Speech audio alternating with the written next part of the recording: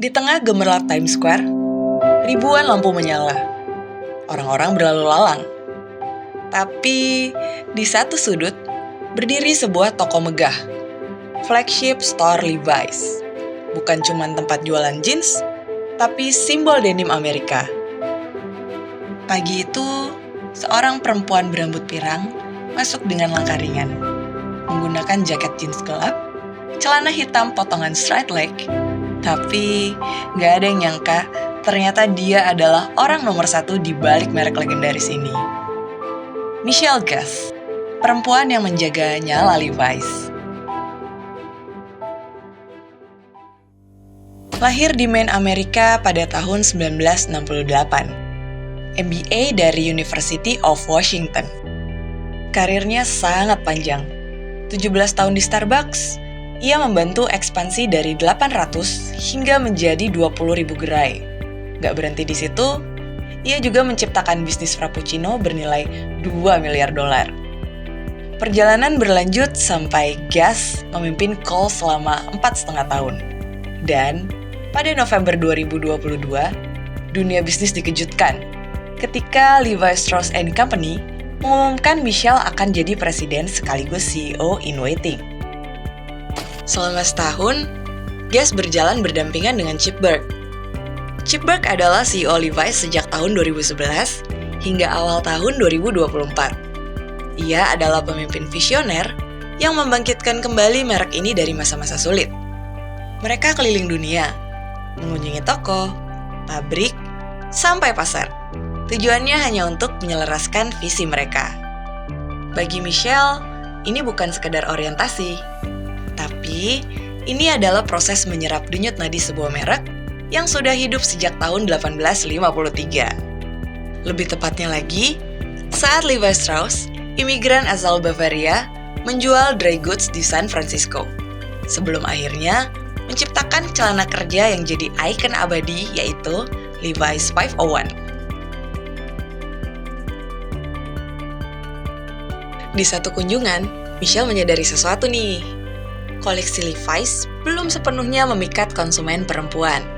Semua rak penuh celana, tapi rok denim hampir gak ada.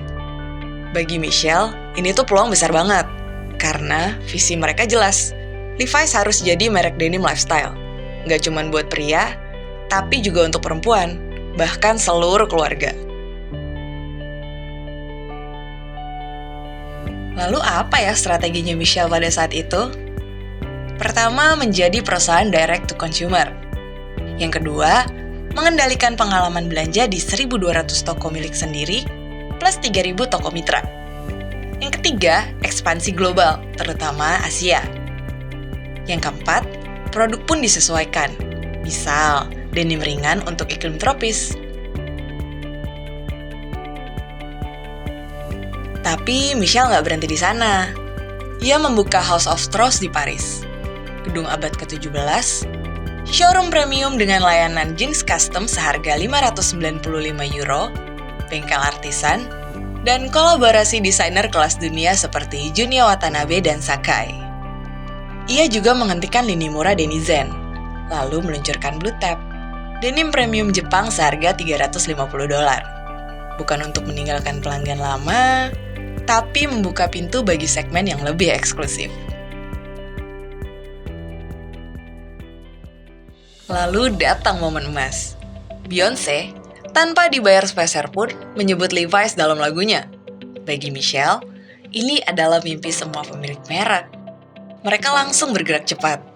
Kampanye kolaborasi, menghidupkan kembali iklan-iklan klasik Levi's. Oleh Michelle, Beyoncé dijadikan sosok ikonik dalam kampanye besar, yaitu Reimagine, yang dijalankan oleh Levi's sejak akhir September 2024 hingga Agustus 2025. Kampanye ini terdiri dari beberapa chapter, seperti Laundrette, Pool Hall, Refrigerator, dan The Denim Cowboy. Semuanya menampilkan Beyoncé sebagai tokoh utama dalam reinterpretasi iklan klasik Levi's yang legendaris. Hasilnya, tren western pun meledak. Didukung Beyoncé dan Pharrell Williams, penjualan kemeja bergaya western melonjak sebesar 40% dalam 1 tahun. Tentu, semua ini terjadi di tengah ekonomi global yang lesu. Michelle pun meluncurkan Project Fuel, inisiatif efisiensi multitahun. Dia memangkas 10-15% tenaga kerja korporat, menyederhanakan rantai pasok, dan memastikan Levi's tetap gesit menghadapi tantangan. Nggak cuman itu, Michelle ini juga serius banget soal keberlanjutan. Target net zero 2050 mereka sudah tervalidasi SBTi loh. Yang artinya, target pengurangan emisi mereka sesuai sains iklim, terukur, dan bisa diverifikasi. Di sini, kapas daur ulang, pewarnaan air dingin, dan proses, semuanya bisa diukur dampaknya, bukan sekedar greenwashing.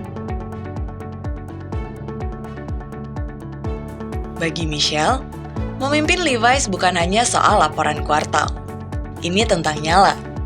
Nyala keberanian untuk bertanya di mana rok denim kita, nyala kesadaran bahwa budaya bisa datang dari Beyoncé, dan nyala komitmen untuk menjaga warisan tetap relevan di masa depan. Hari ini, Levi's mencatatkan pendapatan tertinggi dalam sejarah. Margin laba kotornya 62,6% pertumbuhan DTC, naik 11%. E-commerce, naik 13%. Bagi Michelle, ini bukan akhir. Ini baru permulaan. Karena, bagi perempuan yang masuk daftar Fortune 100 Most Powerful Women in Business 2025 ini, menjaga Levi's berarti menjaga nyala. Agar jeans ikonik ini terus menjadi cerita, gaya, dan semangat zaman.